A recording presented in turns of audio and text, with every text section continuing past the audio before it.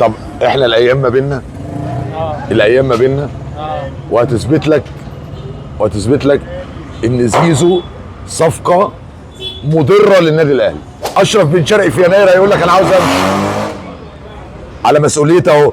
اشرف بن شرقي في يناير هيقول لك انا عاوز امشي وهيروح الزمالك. على فكره امام عاشور صاحب النادي، امام عاشور صاحب النادي، امام عاشور صاحب النادي في النادي الاهلي. ديانج اكبر من الدوري المصري. ديانج هو اللعيب الوحيد اللي جه ديفندر اكبر من الدوري المصري. ورجعنا من جديد على القهوه مع بدايه الدوري. لازم القهوه ترجع طبعا. كابتن ياسر راشد لازم يرجع، ناس كتير بتسالنا عليه. رجع لكم ورجعنا باحداث سخنه، والدوري السنه دي بادئ بدايه. انا بصراحه مبسوط بالدوري ده، ولا يا ابو الكباتن؟ والله طبعا انا قبل اي حاجه طبعا كل سنه وانتم طيبين وموسم خير ان شاء الله كده.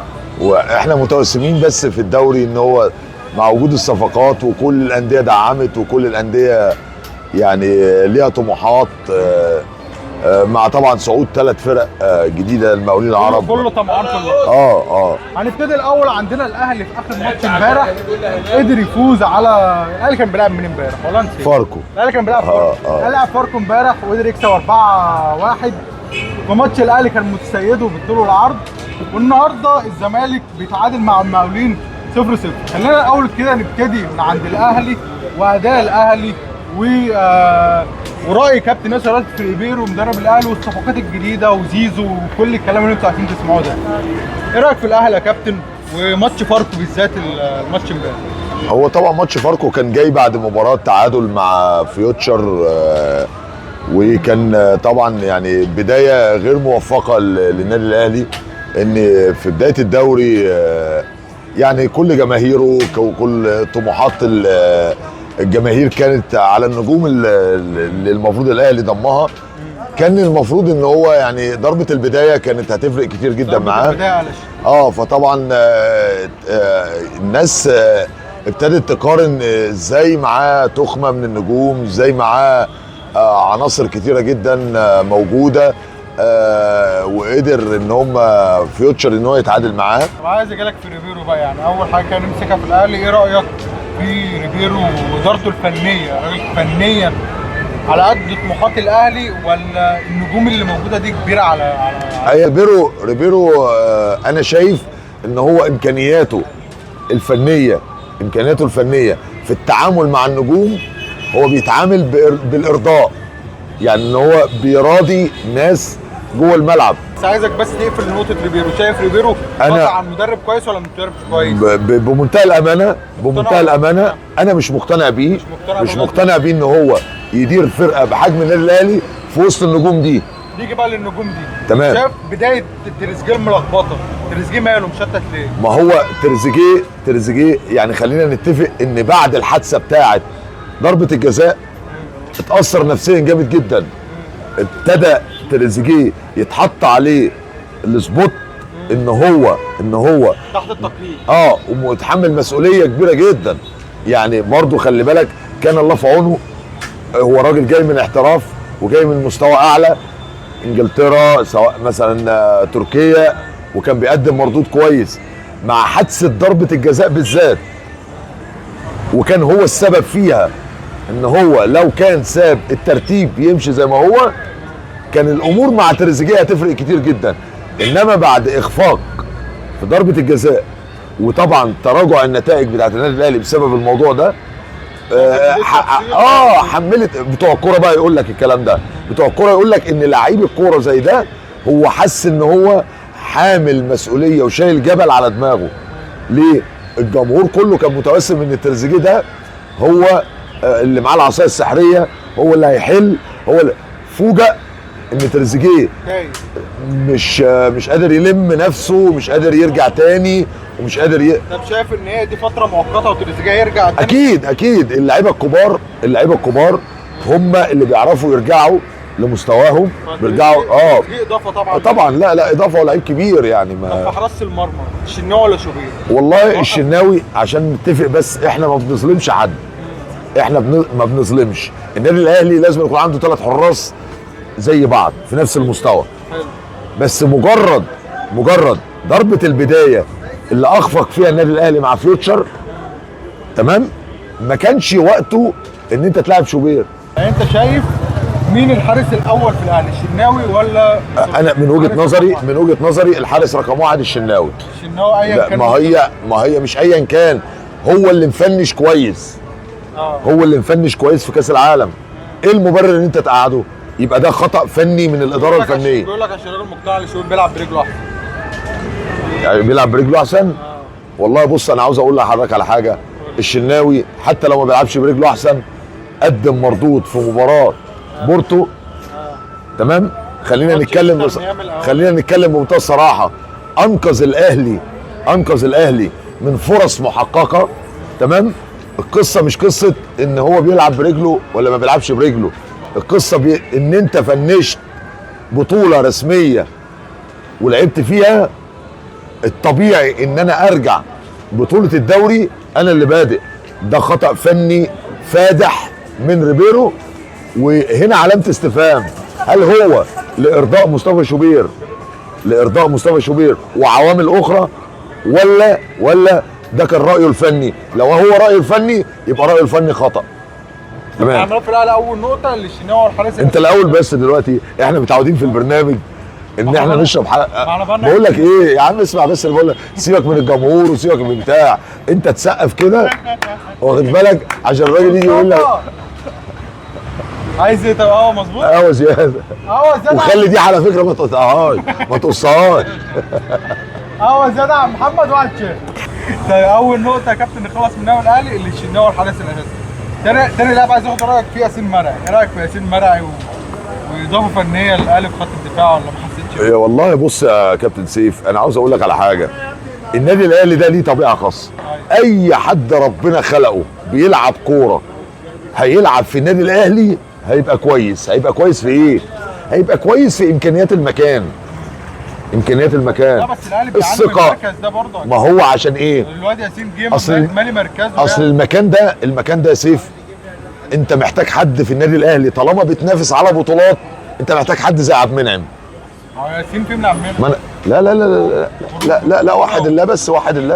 عبد المنعم ايه؟ عبد المنعم ده من الناس اللي هي جت فلتات زي ابراهيم سعيد، زي هاني رمزي. يعني واخد بالك؟ شايف ان ياسين مرعي بعيد؟ انا شايف ان النادي الاهلي بيعاني من السرد باكين اللي موجودين دول، ولازم يوجد حلول ان يبقى السرد باكين بتوع النادي الاهلي لا تقال قوي في الكوره. يعني ياسين مرعي يعني ما وجدش الحته دي ومش هيوجد لان النادي الاهلي مع احترامي الشديد يعني ما بيتهاجمش من فراوده مثلا. انا بتكلم على الدوري المصري. ما بيتهاجمش من فراوده زي بتاعه بورتو مثلا. ما بيتهاجمش من فراوده زي بتاعه الهلال السعودي. فانت شايف ده بيتهاجم هو لسه ما اختبرش ولا لسه خالص. الموضوع خالص بعيد خالص. يختبر امتى؟ انا قيم لعيب امتى بيلعب في النادي الاهلي؟ لما يلعب على فرود زي نونيز مثلا في الهلال السعودي. واخد بالك؟ اقول لك ساعتها. انما محمد عبد المنعم لا يلعب. محمد عبد المنعم يلعب على اي فرود. تمام؟ بدليل ان معلش في وجود رامي ربيعه لما كان موجود وياسر ابراهيم. الناس دي مع الناس اللي هي الليفل الاعلى في الكوره بالنسبه للمهاجمين على الله يعني سرد باكات مع احترامي الشديد ولا يخش ذمتي الثلاث تعريف. انما عاوز تقيم السرد باك بتلعب في النادي الاهلي، لعبوا بقى ايه قدام ليفل في بطوله افريقيا. واخد بالك؟ لعبوا مثلا قدام بيراميدز على فاستون مايلي مثلا. اقول لك ماشي. ما احنا بنتكلم بمنتهى الصراحه. وانا لسه شايف ان ياسين لسه القصه. انا ما اقدرش احكم على لعيب الا ما احطه تحت موضع اختبار. ماشي. ديانج شايف عدم لا ده ما هي دي هنا والله يا كابتن سيف في علامه استفهام. ديانج اكبر من الدوري المصري. ديانج هو اللعيب الوحيد اللي جه ديفندر اكبر من الدوري المصري. كواليتي لعيب اعلى من مستوى الدوري المصري. عشان كده في علامه استفهام كبيره ان ديانج ده ازاي ما بيلعبش. يبقى الراجل اللي قاعد على الدكه زيه زي الدكه. يبقى هو مش شايف، يبقى هو مش شايف امكانيات هو بيقول ديانج. لك يا عم دلوقتي بقى يخرج بالكوره احسن من ديانج. انا مش عارف ايه الموضه بتاعت خروج بالكوره، واخد بالك، ودخول بالكوره، واخد بالك، واخفاء الكوره وتخبي الكوره. اقول لك على حاجه، تعرف ان الدوري المصري هو الدوري الوحيد اللي اول ما المحللين بتقول مصطلح كل الناس بتركب ورا المصطلح. يعني مثلا يقوم قايل ايه؟ ده ما بيعرفش يخرج بالكوره. اتحداك لو جبت حد يعني ايه يخرج بالكوره. ما هي المصطلحات، بص، وطبعا اللي بيقول المصطلحات دي البرنس بتاعنا، يعني اللي انا بحبه على المستوى الشخصي، الكابتن ايمن يونس بصراحه. هو الفيلسوف الوحيد اللي بيقوم خبطك 3 مصطلحات انجليش مع واحده فلسفه مع واحده بتاعت ارسطو. ف يا فطبعا اللي قاعد، انما انا عاوز اتكلم في الكوره. ما انا ممكن اتكلم في ارسطو وافلاطون، واخد بالك، واقول لك مثلا ايه الميكيافيليه مثلا عامله ايه، واخد بالك، السوفسطائيه. يعني مفيش حاجه اسمها بيخرج بالكوره. يا عم يخرج ايه وبتاع ايه؟ بقول لك ده مصطلحات. احنا عارف مصطلح لعيب الكوره ايه؟ بيعرف يلعب ولا ما بيعرفش. ده المصطلح اللي لازما يستمر ل 3 مليون سنه. فديانج لا يمس جنبه، مفيش حد جنبه في الاهلي يلعب. ولا بقول لك، مش انا اللي بقول على فكره. الناس، جمهور النادي الاهلي اللي بيتفرج. انا متفق معاك. جمهور النادي الاهلي هو اللي بيقول طب ده يقعد ازاي؟ طب انت طالما قعدته يبقى انت راجل بتاع كفته، يبقى انت راجل مالكش علاقه بالكوره. ليه؟ لان مش انا اللي بقول، الاداء جوه الملعب اللي بيقول. ديانج اكبر من الدوري المصري، مستواه يلعب في الدوري السعودي في الليفل الاعلى، مستواه مكسر الدنيا اصلا. ما هي فطبعا هو الواد مش عارف هو فيه ايه مشكلته. يعني انا واحد من الناس زملكاوي وبحب اتفرج على ديانج. ليه؟ الوحيد اللي بيخش كده. انما 90% من الديفندرات اسهل حاجه في الكوكب انت تستلم كده وتقوم مسلم كده. طب اخترق كده، طب روح الناحيه دي، طب زود، واخد بالك. لا، سهله قوي ان انا اقوم ماسك الكوره جايبها من اليمين حاططها في الشمال. يبقى انا عملت ايه؟ ولا خدت خطوتين 3 لقدام.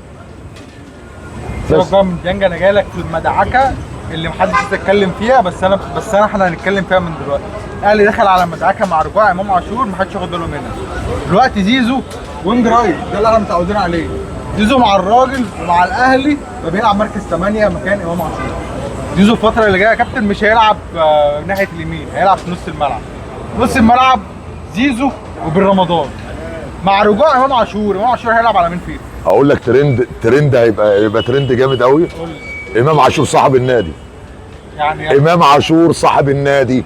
يعني امام عاشور صاحب النادي في النادي الاهلي. يعني هيرجع يلعب على زيزو؟ امام عاشور صاحب النادي. هو دلوقتي في تمرين ولا حد في الدنيا يقدر يقعده. ولا امام عاشور هيبقى وحش وهيلعب. يا عم قول كلام انا بقول لك اهو ترند اهو. ماشي. امام عاشور صاحب النادي. ما هو اللي بيلعب عليه من زيزو برضه. يا عم ولا تقول لي زيزو مين وبتاع مين. امام عاشور صاحب النادي، وهو اللي بيعمل كده، وهو اللي واخد امام عاشور صاحب النادي. طب حط لي 3 في نص الملعب. امام عاشور اللي بيغازل الكاميرا من فوق، امام عاشور اللي بيبص، امام عاشور اللي بيعمل، امام عاشور بتاع اللقطه، امام عاشور صاحب النادي. هو النجم الابرز، هو النجم، وهو اللي هيلعب، وهو اللي هياخد فلوس اعلى واحد، وهيجيبوا له فلوس من كل حته. لما اقول لك من 3 اشهر ان كتر النجوم القنبله الموقوته، يبقى انا اول واحد قلت الكلام ده. مفيش محلل في مصر قالها.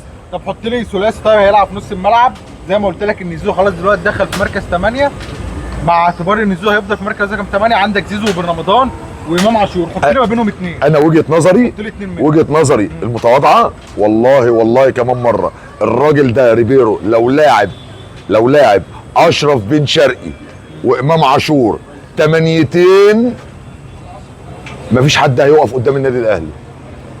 وقاعد بن رمضان. بص بقى بقول لك ايه، الاثنين دول في الحته اللي فوق لعيبه كوره. واشرف عشان مش لاقي نفسه في النادي الاهلي. اشرف كان الكلام ده بيعمله في الزمالك، ويمكن غلطه عمر اشرف انه راح على الاهلي. خلي بالك اشرف ده لو راح الزمالك لو راح الزمالك كان هيبقى اسطوره النادي. تمام. فهو طبعا هو مش لاقي نفسه لان الراجل بيلعبه غلط. الراجل بيلعبه غلط. اشرف بن شرقي جوه الملعب الوحيد اللي بيحل والوحيد اللي هيقوم عامل كده موصل اي حد. تمام. مع امام عاشور طبعا هيبقى الاثنين في التلت اللي فوق دول هيدغدغوا الدنيا، وتقوم حاطط زيزو وتريزيجيه. طب حصلني بقى اللي انا بقوله لك ده. انما انت عمال متلخبط، شويه تحط لي اشرف بره واخد بالك، وشويه زيزو تدخله جوه. زيزو اساسا مش لعيب كوره جوه، زيزو من على الطرف واخد بالك، بيجي من بره لجوه كويس. تمام. هو الراجل مش عارف يوظف. طب انت بقى في الاخر كده عايزين ننهي من عند زيزو. ايه رايك في تألق زيزو؟ تألق ايه؟ زيزو في ماتش انت زيزو ما تألقش مش يا عم تألق ايه؟ ده راجل جايب جونين يا عم انا ما بتكلمش على الاجوان. ماتش يعمل جونين يعمل ايه تاني طيب؟ يا كابتن سيف انت لما تبقى اعور وسط عميان ما تقوليش بقى اعور وسط. زيزو لعيب جامد يا كابتن كده كده.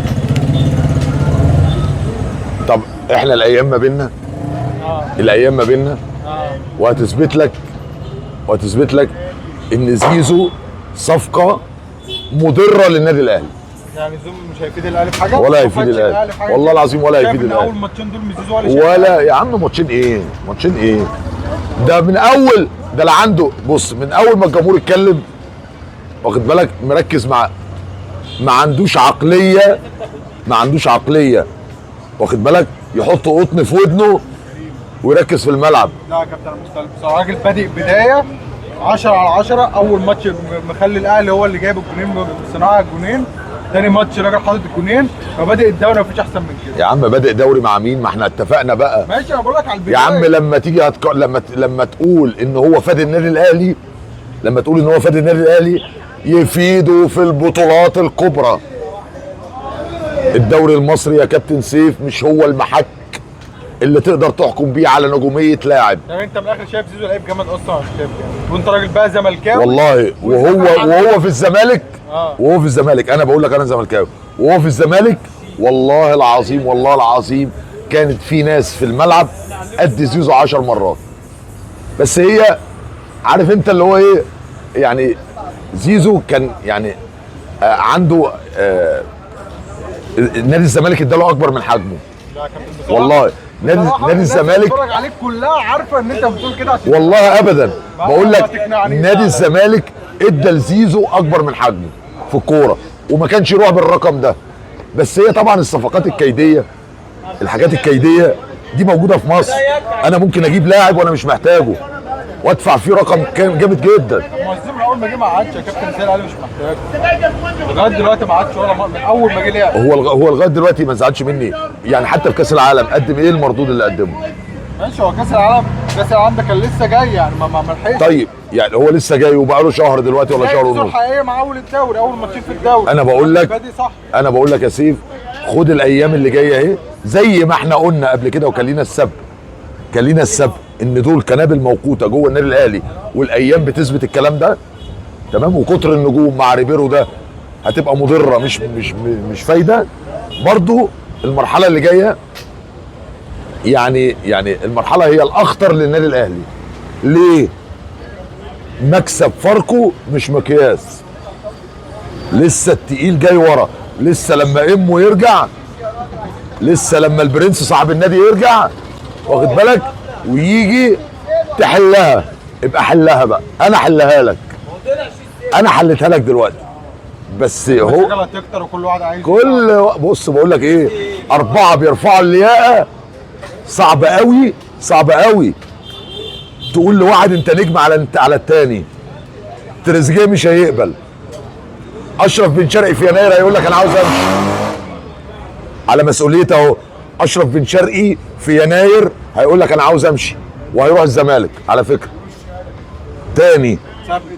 سب اشرف بن شرقي طبعا. اشرف بن شرقي مش هيتلاقي نفسه في النادي الاهلي وهيروح الزمالك في يناير. تمام كده؟ طيب ماشي ده عنوان حلو ده. ما انا بقول لك اشرف بن شرقي هيمشي في يناير على مسؤوليه كابتن. ليه؟ ايه مبرري؟ اشرف بن شرقي الفتره اللي جايه الراجل مش هيلعبه مش مقتنع بيه يعني؟ طبعا، لان هو بيلعبه غلط. يعني انت شايف مع رجوع امام هيبقى زيزو وتريزيجيه هما الوينجات وامام في النص، امال ايه يا حبيبي؟ وبن شرقي امال ايه؟ بن شرقي هيجي في يناير ولا كان ده مش في يناير كمان، ده بعد 4 ماتشات. اقول لك السلام عليكم، انا كده مش معاكم. وطبعا مع وجود تريزيجيه صاحب النادي وصاحب الكوره، ما هو في 4 اصحاب النادي دلوقتي. اصحاب الكوره في النادي الاهلي اللي هم معاهم الكوره بتاعتهم، زي زمان كده لما كان بيبقى مثلا صاحب الكوره لازم يلعب، تمام؟ صاحب الكوره تريزيجيه، اشرف بن شرقي، زيزو، واخد بالك، امام. غير طبعا في حراسه المرمى لا شناهم ايه؟ السبورت مصطفى شوبير هيلعب يعني هيلعب. ده بقى مع صاحب النادي فهيلعب. رغم ان ايه، انا بقول لك مصطفى شوبير يكون كويس، مش محتاج دعم من حد، بس الدعم اللي باين قوي بتوع الكوره يفهموه. طب خلينا بقى نقفل صفقه الاهلي عشان نلحق نخش في الزمالك. الزمالك بدا بدايه كويسه قوي في الدوري قدام سيراميكا، كسب 2-0، وبعديها ماتش المقاولين ماتش مش مفهوم. ايه رايك في شكل الزمالك وبالذات الصفقات الجديده اللي في الزمالك؟ وبرضه ايه رايك في يانيك فيريرا مدرب الزمالك؟ خلينا نبتدي من عند يانيك فيريرا مدرب الزمالك. هو حظ الزمالك طول عمره في مثل كده كنا بنقوله، هي عادته ولا هيشتريها؟ هي عادته ولا هيشتريها؟ فالزمالك طول عمره عنده المثل ده، تمام؟ بمعنى انت عامل بدايه كويسه مع سيراميكا، تغييرات ادت لاهداف، صح. تيجي النهارده بدل ما تبني على المكسب الاولاني بتاع سيراميكا تقدم اداء ولا اسوأ بسبب تشكيل من راجل مدير فني رامي كيد وناصر اطراف. طب ما انت عندك الراجل البرازيلي اللي نزل النهارده الشوط الثاني، متحرك سريع خفيف، وصل كتير جدا في الفتره القصيره اللي لعبها، باين اللي هو لعب جامد. انت ليه من الاساس؟ هو انت عشان تراضي عبد الله السعيد، طب ما انت ممكن تقوم حاطط ناصر في قلب الملعب وملاعب الراجل البرازيلي ده الصغير عنده باور، تمام كده، وعنده حلول في التلت ده، ماشي. عجبك انت الواد ده؟ ما هو مش عجبني الملعب اللي قال. فهو الراجل عمل تشكيل غلط. هو الراجل يسأل على التعادل النهارده، الاداره الفنيه للراجل ده. طب انت راجل ربنا منن عليك وكسبان سيراميكا وفرقه كويسه وكواليتي كويس، ما تبني على الكلام ده ان انت يعني 3 بونت 6 بونت تركب الجدول. اقنعك ولا ما اقنعكش؟ خالص واقف وعمال تحس ان هو تايه، وتغييراته متاخره قوي، وتغييراته كمان جوه الملعب. بدا بواحد راجل فرود. ايه رايك في عضايا الدبان بدايته؟ فرود متحرك، فرود كويس، بس انت خليك لعيب. انا النهارده عندي ناصر منسي، تمام؟ الدكه بتاعتي لازم يبقى عندها حلول، تمام؟ لما عكس ولعب عدي ده في الاول، خلي تملي عنده الشغف ان هو ينزل يعمل حاجه. لما عمل له ستارت البدايه كان ممكن تخلي ده ناصر منسي في البدايه وتنزل الراجل ده، تمام؟ وبرضه علامه استفهام استبعاد سيف الجزيري. بس سيف الجزيري يا كابتن بصراحه حبيبي يعني تحس ان هو بيلعب عافيه يعني. بص، عايز يلعب خلينا نتكلم ان انا بكلمك على ثوابت وانسجام فرقه، تمام؟ انت النهارده بتلاعب ادم كايد ده، بتلعبه على الطرف ليه؟ ايه رايك طيب في ادم كايد؟ وكل شويه عمال يخش لجوه، هو مش حافظ مركزه. هو بيلعب في قلب الملعب. طب الطرف ده ليه مقاومات، عنده سرعه، عنده سرعه، بينقلك في مكان بسرعه، عنده تحولات كويسه، عنده المهاره كويسه في الوصول لاخر نقطه. كلمه السر النهارده في تعادل الزمالك الطرفين بتوعه كان بيلعب 2 ما ينفعش يلعب على الطرف، والخطا من المدير الفني. النهارده اهدرت فرصه مع فرقه زي الزمالك مع اول تسرب للنقط. يعني بقى حلني، النادي الاهلي مش من الانديه اللي بتترك نقط بسهوله. هو اداك فرصه في الاسبوع الاول وانت راكب الفرقه، كنت ممكن النهارده تبقى 6 بونت، تركب الدوري من اوله وعندك دفعه معنويه وعوامل كويسه، وجمهور مساند وكل حاجه. انما انت النهارده اخطات، وبالتالي انت رجعت تاني لنقطه الصفر. تمام. والاهلي مش هو اللي بيفرط بسهوله في النقط. طب انت شايف سكواد الزمالك اصلا ككواليتي لاعبين يقدر يجاري الاهلي على مدار الموسم؟ لا طبعا، لا طبعا، لا طبعا. سكواد الاهلي اعلى، سكواد الاهلي اعلى. كاسامي سكواد الاهلي اعلى طبعا، لكن الزمالك ما يقدرش يخلق دوافع للاعبين اللي عايزين يخلق دوافع باداره فنيه. لو انت وظفت صح، لو انت وظفت اللاعبين صح، انما انت ما بتوظفش صح. يعني انت مثلا الماتش اللي فات بفكر والماتش ده بفكر، مع احترامي الشديد لفرقه المقاولين متعادله، مغلوبه اول مباراه اول ماتش، فاكيد هو الراجل جاي هيلعبك ايه؟ هيلعبك زون وهيقفل الملعب وهيقفل الدنيا وعاوز البونت. الطبيعي ان انت مش ما تجروش من القلب، الطبيعي ان انت تفتح الاطراف وتشتغل، واخد بالك؟ انما احنا ما شفناش في الشوط الاول اي شغل من على الاطراف نتيجه عدم وجود اطراف فعلا. يعني ناصر ما بيلعبش طرف، ولا كايد ده ما بيلعبش طرف. طب انت طالب منهم حاجه وهم ما بيلعبوهاش. وراك دفع عبد الله السعيد اللي كل ماتش يلعب. والله عبد الله السعيد هو يعني انا بحيي فيه اصراره ان هو بيلعب لغايه دلوقتي 41 سنه. بس هو عبد الله السعيد تلاقي ناس بتجدد له واللي طلبه خده. هو انت برضه يا سيف مش البحر بيحب السياده؟ انا راجل عندي 41 سنه، اتلاقيت واحد جاي بيقول لي خد 30 مليون جنيه والعب. الله، طب اقعد ليه؟ يعني اطلع على المعاش ليه؟ طب ما انا اخد ال 30 ويمكن ربنا يرزقني بواحد كمان السنه الجايه 42 اخطف لي 30 مليون كمان. عبد الله السعيد مش قادر يجري، مش قادر، ما يلعبش خالص. عبد الله السعيد ليه وقت في المباراه. يعني هو معايا على الدكه، انا كسبان عاوز امسك كوره. كان بيتعامل مع كده في ريال مدريد، يعني مودريتش كان بيتعامل. ما انا بقول لك عبد الله السعيد ليه كل الاحترام، ليه كل الاحترام. تمام. قاعد معايا على الدكه، انا كسبان، انا بكلمك على فكره التدريب، انا كسبان محتاج امسك كوره، محتاج حد يمسكني كوره. هو من الناس اللي بيمسكك الكوره كويس، لكن ما يبداش معاك. انما ستارت بدايه وباور وقوه و90 دقيقه. طب ما انت ما يعني السن ده يعني خلاص آن للجسد ان يستريح. يعني في حاجه كده مقوله، آن للجسد، بيعلق الجزمه كده، آن للجسد خلاص هو عاوز يستريح. يبقى احنا ما نضغطش على واحد زي عبد الله السعيد، واخد بالك؟ عنده 41 سنه، تلاقي اداره بتجدد له، بتدي له رقم. الرقم ده لو في اوروبا محمد صلاح ما كانش عارف ياخد الرقم عشان 31 سنه. يعني في الليفر محمد صلاح قعدوا يلعبوه، الاداره قعدت تلعبه. اصل انت كبير في السن، اصل انت طب استنى. هو الفكر بالزمالك ان انا اجدد لواحد زي عبد الله السعيد واحافظ عليه يلم لي الدنيا. تمام. ما اعتزلش كبالة. انا ما قلتش حاجه، الفرق يبقى في واحد تقيل. انا متفق معاك في الكلام ده. بس مش 90 دقيقه، فنيا مش لازم يلعب، مش 90 دقيقه. صح.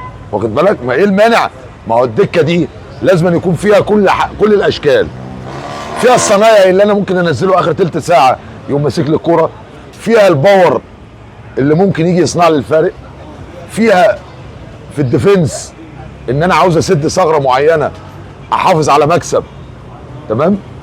امال انت بتحط الناس اللي قاعده بره دي ايه؟ طب بتحطها كده بالرفه بتضرب الوضع، ولا بتحطهم بناء على رؤيه فنيه؟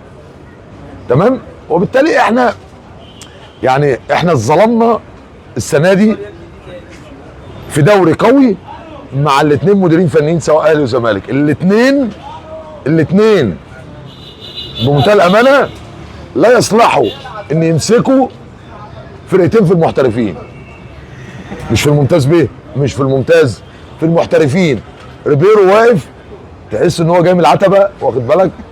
في حد ايه خد الشنطه اللي كان معاه، فهو عمال يدور يا ترى ركب المترو، يا ترى مثلا ايه 310 اللي هو بتاع الحي السابع. طب هو واقف، هو مش بيحسسني ان هو ايه يعني ان هو مدير فني، هو راجل غلبان برضه عنده دقنه، يعني راجل طيب. انا ما قلتش حاجه، طيب وبياخد له 120,000 يورو اهو رزقه، واخد بالك؟ والتاني جاي كل شويه يشرب ميه، ولا اللي واكل رنجه، انا مش عارف فيه ايه يعني برضه ايه. الناس دي يا سيف بتاكلنا العجين، الناس دي ورب اللي خلق الكون. ولا اقول لك على حاجه، الاتنين دول عاملين زي بابا فاسيليو بالظبط. بابا فاسيليو ده مسك 9 انديه في الدوري المصري، يمشي من البنك يروح المحله، يجي من المحله يقوم رايح مش عارف الاتحاد، يمشي من الاتحاد يقوم راجع. حاجه غريبه يا جدعان، هاتوا لنا مدربين احنا نستفاد من فكرهم. لسه بدري يا كابتن، لسه بدري الوقت. لسه بدري امتى؟ لسه يا عم بدري من عمرك. خلينا كده ندي تاني جوله سريعا كده. طيب اخر كده لقطه، شايف كده بعد تاني جوله مين الفريق الاقوى دلوقتي او المرشح رقم واحد؟ الاهلي زي ما هو، ولا بيراميدز ممكن يناقش، ولا الزمالك؟ والله انا طبعا مع هبوط مستوى بيراميدز في المباراتين اللي فاتوا، تعادل ومكسب في اخر دقيقتين، يعني فرقه وكسب تاني ماتش. يعني فرقه بطل افريقيا بالمستوى ده. ابراهيم عادل مقصر، ابراهيم عادل فرقه بطل افريقيا، يعني احسن فرقه في القاره بالمستوى ده، تمام؟ وفرقه زي النادي الاهلي اعلى كواليتي بالمستوى ده، وفرقه غيرت جلدها وصرفه زي نادي الزمالك بالمستوى ده. فانا يمكن ما عنديش بادره امل ان اتفرج على كوره، يعني مع احترامي الشديد لكل حاجه، انا مش متشائم، بس انا بتكلم واقعي. انا واقعي، مش شايف ان احنا ممكن نقدم كوره كويسه. الله يطمنك يا كابتن، خلينا ننهي على كده. شكرا لك.